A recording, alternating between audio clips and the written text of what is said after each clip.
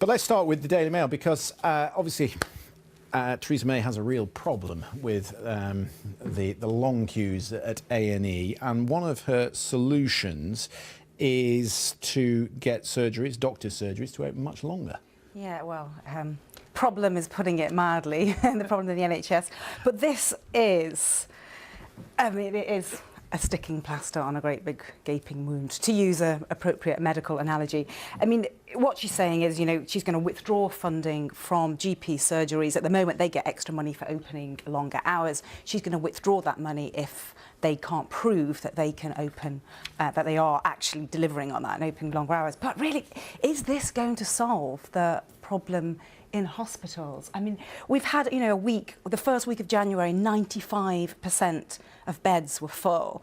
And then this week we heard that, you know, 40% of hospitals have issued alerts. And that's not because people are going to the GPs and can't get to the GPs after 5 p.m. That really is not the problem. No, it's not. But I think Theresa May has to be seen to be doing something. Yeah. She's had a really, really weak week on the NHS.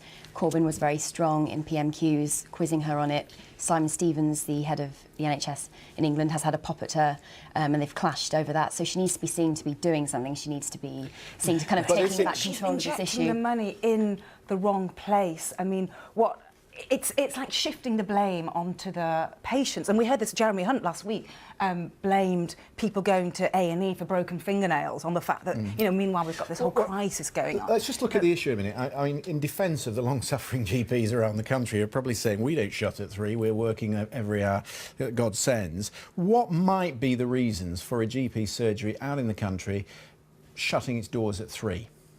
Well, I mean, I think there's loads of reasons. I mean, my GP, and this isn't in the country, but my GP in the outskirts of London, he's on his own. He's the only GP in the practice, so he can't be expected to work solidly through from 8 a.m. till 8 p.m, even though it would be great to have the evening appointments. And I think we spoke earlier about in rural areas, doctors might be on rounds, they might be having to go from one village to another village, to another village, to another village. And so they also have responsibilities other than seeing patients. They've got all the admin that goes with them. I was looking at the National Audit report, which is this is based on. It says 92% of us live within 2 kilometres of a GP surgery, which I thought, well, that's all well and good. I live within 2 kilometres of a doctor's surgery, but I can't get an appointment for 3 weeks. So it doesn't really matter if we all live close. It's the number of surgeries for the number of people, isn't it? And it's also the access, because you can't, you know, people don't work near to their GP surgeries, and for most people, going to the GP means taking a day off work. I mean, a simple solution would be to let people have the choice of whether to register for a GP that's either near their workplace or near their home. That would cut, you know, that would enable people to go to see their GPs in office hours straight away. And some people, interestingly, have GPs at their work as well, so people are able to pop out and just go to the GP, which I think is a really good idea. Well, yeah, but you're saying that they're trying to shift the blame onto us, the public, but I mean, don't we have a responsibility to try and take the pressure off A&E? We do, of course we do, but I don't think that is the problem. I don't think that is not why beds are full. One of the reasons that NHS hospitals are at bursting point now is because of bed locking. There's lots of patients in beds that can't be dismissed, that are ready to be dismissed because there isn't the care available for them to leave. So, you know, Theresa May needs to be addressing those sorts of issues as well as. But one of the issues which won't surprise anybody, because we are, after all, an ageing population, is that the bulk of these slots that are taken at GP surgeries are taken by older people who, for argument's sake, might be alone. They might not have someone to talk to about an ailment. Indeed. As you know, as younger people would do, so it's quite understandable. But society is changing quite significantly, isn't it? Both for GPs and for A&E. So, you know, and I think that's why it's not just about sort of hospitals and GPs. It's also about social care and the longer term care and older people having, you know, good social care, whether they're living in a care home or at home. If they've got somebody coming in to see them, perhaps once a day, they might be less likely to go and take a GP's appointment or to end up in hospital. This is a solution without spending any extra money as well. This is basically saying we're going to withdraw the money. They are spending money though, aren't they? They're giving them extra 500 million to, what is it? They already get extra money for being 500 million later, in funding. But she's going to withdraw. She's going to withdraw the funding if GPs can't prove that. Just so people know, 500 million per year in funding by 2020 to operate a 7-day service. So she's saying that if you're not doing that, then that funding will be taken away from you. Yeah, and that's going to be hanging over the head of these GPs. Yeah, indeed. Okay, all right. Lots of people have thoughts on that. Let's turn to another story. This is in the Times, and it's the resignation of Tristram Hunt. Smart guy, young guy, surely the sort of guy that Labour should be hanging on to. Absolutely. I mean, Jeremy Corbyn has been very calm in his reaction to the fact that Tristram Hunt is going to be standing down. But I think actually it's a real headache for him. He's been critical of Jeremy Corbyn. He refused to serve in his shadow cabinet. And although he said that he doesn't want to rock the boat, I don't think any Labour MP can resign at the moment without rocking the boat. But he's probably thinking, Labour's going nowhere, I'm still young. Let's look outside. Let's look outside of politics. He could have criticised Corbyn in his resignation, Yes. but he hasn't. He just said it's nothing to do with Corbyn. But it's yeah. But it does. I mean, you look at it. Jamie Reid's going off to work Exactly. in the last MP that resigned. He's going off to work in the nuclear industry, Yeah. and Tristram Hunt's going off to work in art. But he in a was up museum. for. I mean, he was on the list of deselection target when these boundary changes come in. His seat was under seat threat. of Stoke-on-Trent Central was under threat. So he probably was thinking, I'm going to jump before I have to go. Because he only had a majority of, what, 5,000? Something A quite tight. slim majority, but I think... And of course he was opposed to many of his constituents because he voted Remain. Well, this or is wanted the to but vote. this is the crucial It's thing Brexit now, isn't it? capital Is of that the this UK. the Yeah. by-election that this is going to trigger is Yeah. now going to be really indicative of the voting of the post-Brexit voting climate. It could be another Richmond in reverse because Stoke-on-Trent Central, one of the in biggest 2015, Brexit. in 2015, UKIP was second in that constituency, and there's speculation today that Paul Nuttall, UKIP leader, is actually going to potentially stand in the seat. I think it was one of the highest Brexit votes Yeah, in the EU referendum. If you were a so UKIP could win it. and you were looking at this is absolutely UKIP central, isn't it? It's Northern, it's Brexit, it's it's a working class kind of place. I'm from there actually. Yeah, but From isn't it? And Stoke-on-Trent. it's the kind of place where they've been taking votes off Labour. So you'd think we've got a pretty good chance here. And yet we spoke to people tonight who say, Well, it's been a Labour Well, if- seat if- since it was if Paul created, so Nuttall since the 50s. So it has been a Labour seat for a long time. So there'll be strength, there'll be some residual strength in that. But Right. I think Jeremy Corbyn does face a big challenge from UKIP, particularly if Paul Nuttall does. Yeah, I decide mean, to stand. if Paul Nuttall stands, then that is indicative It that elevates UKIP is really the putting status of it. everything. because I was going to say, one of the problems for UKIP is that Nigel Farage is still there, isn't he? He was one of the first to comment today, and he's the quotes that the media carry. You don't see Paul Nuttall as much as you see Jeremy Corbyn, even though he's quite a big figure But with this would stature in be- the party. That's true, but this would be a good platform for him to springboard So that off. would make all the difference. Yeah, plus there's, as you say, the Jamie Reid by-election as well. so- Just a word on Tristram Hunt. Turn it to the arts for a second, because he's going to this new job. Did a really good thing on the English Civil War for the BBC. He's quite a, he's a as very I say, well-educated, well-educated intelligent guy, and yeah. a history expert, of course. Is he the right sort of pick for something like the V&A? Well, interestingly, he did actually oppose free entry previously. He said that fees for museums should be reinstated, but the V&A has actually said today, the Victoria and Albert Museum has said today that actually now he agrees with free entry, so he seems to have changed his views on that. But, I mean, why not? He was a historian, he's clearly an intelligent guy. I think he's well liked and he's got lots of energy. He's well known for his energy, but I'm sure there'll be a lot of people in the art world that were eyeing that role, which is a very prestigious role, who might be a little bit miffed because he's Wondering why the apparently Prime Minister rubber stamped his application. Yes. Moving swiftly on. Let's turn to The Guardian. This is a really interesting story. Right, so we've got Michel Barnier, who is the chief negotiator for the EU, who's been toying with British politicians and saying, there's only the hard Brexit or our way. And he has blinked, according to this article, because he's saying maybe we do just need a better relationship with the City of London. Well, I mean, this is one of the few good Brexit news stories that we've had in a while. I mean, this is, he's essentially what this is saying is that Europe needs our city more than our city needs Europe, and that is, that is great for us. Why? Why do they? Well, they're saying that the UK city is our banking industry is like an investment bank of Europe. It's sort of, to use that famous that's quote, a we're good too analogy. big to fail. So, So they kick this in is all the really- money this, for the projects. If this is true, although some people are saying that this is that the minutes of this meeting that this story has come from has been a little bit exaggerated. But anyway, if true, it could be, you know, we can have our cake and eat it. And I think the timing of this is very significant because Theresa May is giving a speech on Tuesday, outlining the nuts and bolts of Brexit. And she's been talking a lot lately, hinting that we are going to go for a hard Brexit, that we could leave the single market and in order to have more control in immigration.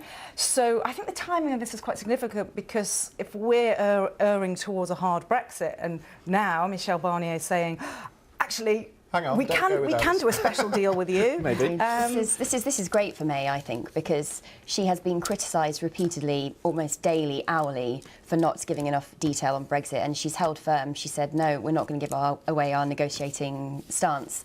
And as you say, to use your phrase, he's blinked first. So Just the one line here is the fear. It says here the fear is that EU members and companies would find it harder and more costly to raise capital if they were denied access to the city.